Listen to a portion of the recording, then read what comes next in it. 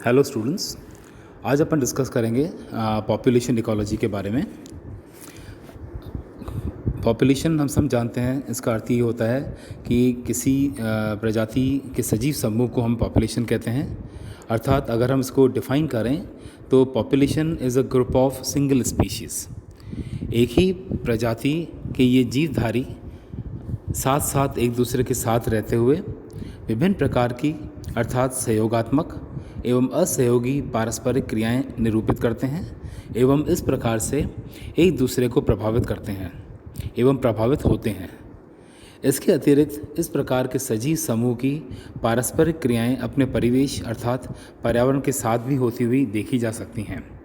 तो इसलिए अगर हम पॉपुलेशन इकोलॉजी को या समष्टि पारिस्थितिकी को डिफ़ाइन करें तो हम ये कह सकते हैं कि पादप पारिस्थितिकी या प्लांट इकोलॉजी की वह शाखा जिसके अंतर्गत एक ही प्रजाति के सजीव समूह या जो पॉपुलेशन है एवं इनके पर्यावरण के बीच होने वाली पारस्परिक इंटरैक्शंस का अध्ययन किया जाता है, तो इसे समष्टि पारिस्थितिकी या पॉपुलेशन इकोलॉजी कहते हैं। एक बार वापस रिपीट करते हैं। पादप पारिस्थितिकी की वह शाखा जिसके अंतर्गत एक ही प्रजाति के सजीव समूह एवं इनके पर्यावरण के बीच होने वाली पारस्परिक क्रियाओं का अध्ययन किया जाता है, तो इसे पॉपुलेशन इकोलॉजी कहते हैं। पॉपुलेशन इकोलॉजी के अध्ययन के अंतर्गत हमें एक ही प्रजाति के सजीवों का अध्ययन इस परिप्रेक्ष्य में करना होता है कि ये एक ही प्रजाति के सदस्य एक समूह के रूप में किस प्रकार से व्यवहार करते हैं, इनका एक दूसरे के प्रति क्या रवैया होता है, एक दूसरे पर ये कितना निर्भर करते हैं तथा पर्यावरण से ये किस प्रकार प्रभावित होते हैं या पर्यावरण के प्रति इनकी पारस्परिक क्रिया कैसी होती है। दूसरे शब्दों में समष्टि के सदस्यों या पॉपुलेशन के सदस्यों पर विभिन्न पर्यावरण कारकों का क्या प्रभाव होता है, इसका अध्ययन भी पॉपुलेशन इकोलॉजी के अंतर्गत किया जाता है। पॉपुलेशन शब्द का प्रयोग प्राय मानव जाति या मनुष्यों की संख्या को निरूपित करने के लिए किया जाता है।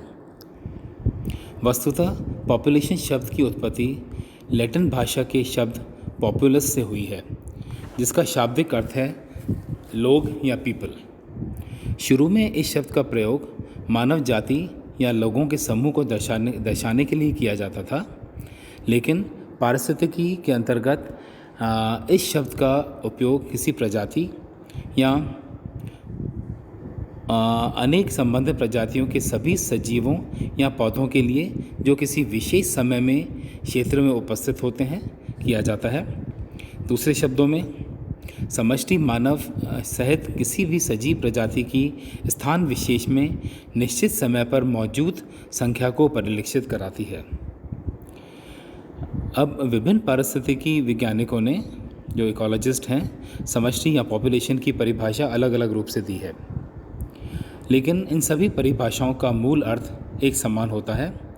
जिस प्रकार रूट 1967 के अनुसार किसी सजीव प्रजाति की कार्यशील इकाई के सदस्यों का वह समूह जो पर्यावरण से सीधे ही पारस्परिक क्रिया करते हुए स्थान विशेष प्राकृतिक स्रोतों का समान रूप से दोहन करते हैं, पॉपुलेशन कहलाता है।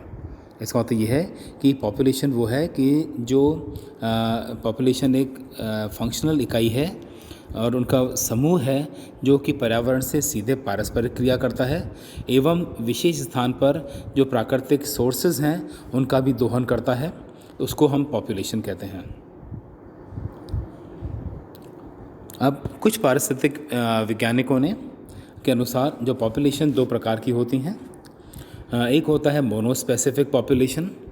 किसी स्थान विशेष पर यदि किसी एक ही प्रजाति के सदस्य पाए जाएं तो इसे एक प्रजाति समष्टि या मोनोस्पेसिफिक पॉपुलेशन कहते हैं।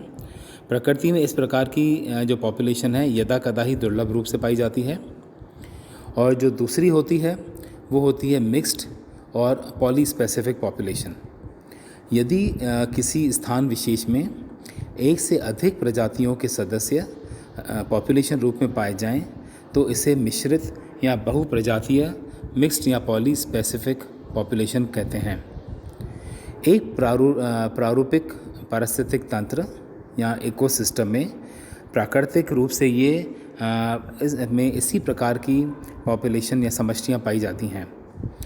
पारिस्थितिकी विज्ञानियों के अनुसार बहुप्रजातीय समष्टि को या मिक्स्ड पॉपुलेशन को कम्युनिटी भी कहा जाता है।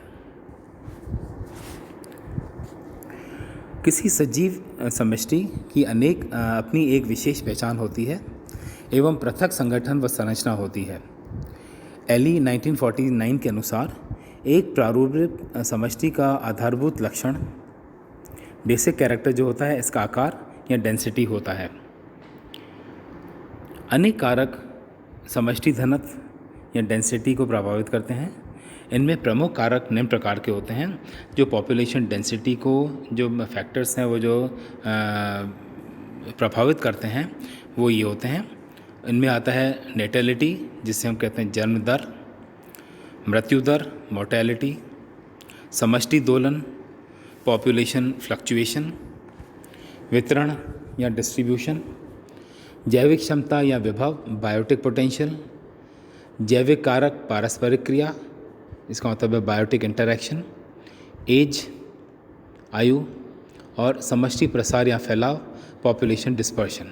ये जो कुछ फैक्टर्स हैं जो कि पॉपुलेशन डेंसिटी को इफ़ेक्ट करते हैं।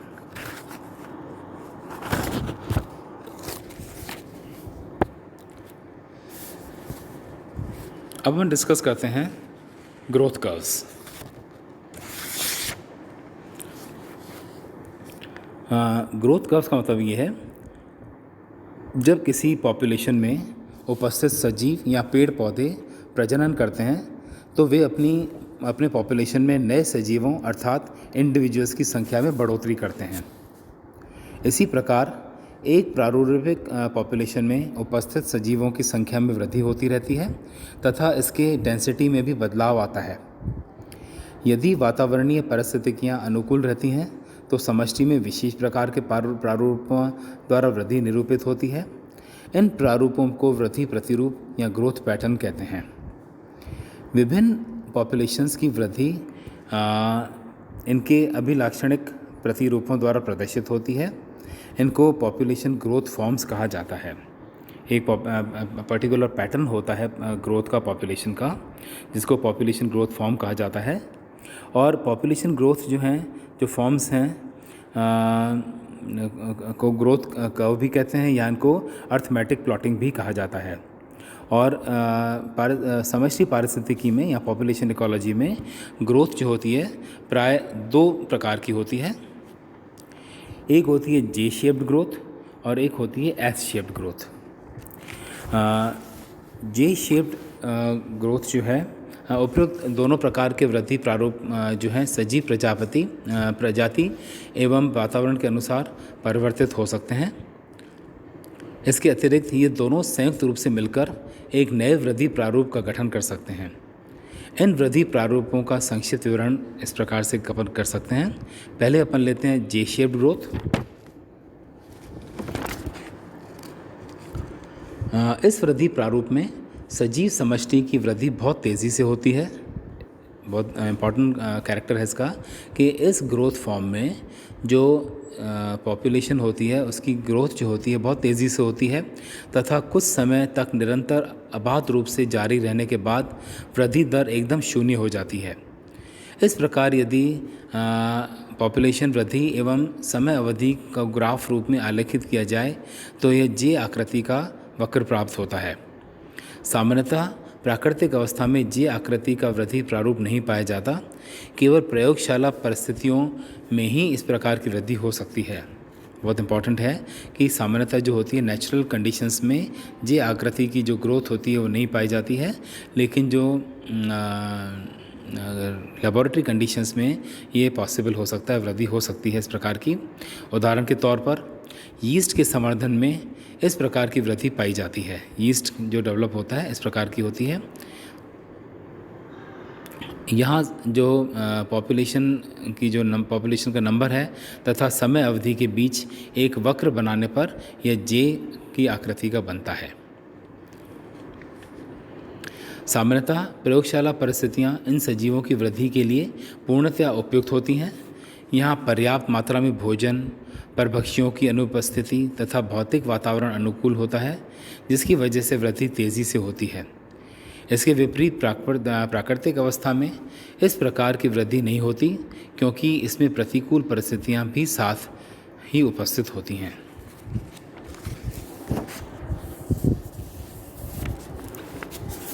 दूसरा जो अपन लेते हैं अब एस शेप्ड ग्रोथ फॉर्म। विभिन्न सजीवों का वास्तविक जैविक विभिन्न प्राकृतिक परिस्थितियों में ही निरूपण होता है। इसलिए समष्टि में जे आकार की वृद्धि प्रारूप जैसी वृद्धिशीलता परिलक्षित नहीं होती, इस प्रकार की नहीं होती है ग्रोथ। यहाँ यदि जन्म मृत्यु दर की तुलना में अधिक हो तो जो पॉपुलेशन में वृद्धिशीलता दिखाई देती है।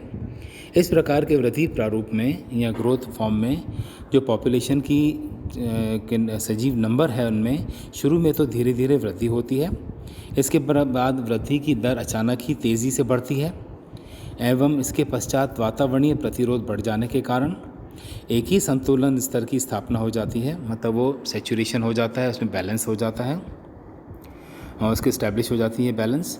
इस पड़ाव पर समष्टि की वृद्धि, जो पॉपुलेशन की वृद्धि जो होती है वो धीरे धीरे क्रमिक रूप से या ग्रेजुअली होती है। इसलिए ऐसी वृद्धि प्रदर्शित कर रही जो पॉपुलेशन है एवं समय के बीच एक जो वक्र स्थापित किया जाए, तो ग्राफ स्थापित किया जाए तो ऐसे वृद्धि ग्राफ का आकार एस के समान दिखाई पड़ता है। इसीलिए इसको एस आकृति का वृद्धि प्रारूप या ग्रोथ फॉर्म कहा जाता है। इस प्रारूप को सिग्मॉइड कर्व भी कहते हैं, इसको सिग्मॉइड कर्व भी कहा जाता है। इस वक्र का पारिस्थितिकी वैज्ञानिकों द्वारा एक अन्य नाम लॉजिस्टिक ग्रोथ पैटर्न भी दिया गया है, लॉजिस्टिक ग्रोथ पैटर्न। यदि हम पूर्व की स्थिति पर ध्यानपूर्वक मनन करें तो हम देखते हैं कि जैसे जैसे पॉपुलेशन में सजीव संख्या बढ़ती है तो वृद्धि धीरे धीरे कम होती जाती है। यहाँ यदि हम समष्टि की संभावित सजीव संख्या को 50 मानें तो सबसे अधिक वृद्धि समष्टि की लघुगणित की अवस्था में होती है। यह अवस्था तीसरे वर्ष के अंत में आती है एवं इसमें ही सर्वाधिक वृद्धि होती है। एस वृद्धि प्रारूप के अंतर्गत समष्टि में 7वें वर्ष के अंत तक वृद्धि लगभग शून्य हो जाती है। इम्पॉर्टेंट लाइन है, आप नोट करें। एस ग्रोथ फॉर्म में जो पॉपुलेशन का जो 7वां वर्ष के अंत में वृद्धि जो होती है धीरे धीरे शून्य हो जाती है। इस अवस्था को एसिम्प्टोट अवस्था कहा जाता है, अर्थात एसिम्प्टोट अर्थात वह अवस्था जिसमें वार्षिक वृद्धि शून्य हो जाती है अथवा रुक जाती है। इसका अर्थ यह भी होता है कि पॉपुलेशन के सदस्यों में प्रजनन तो होता है, ब्रीडिंग होती है, लेकिन पॉपुलेशन में जन्म दर व मृत्यु दर बराबर होती है। दैट मीन्स जन्म दर इज़ इक्वल टू द मृत्यु दर।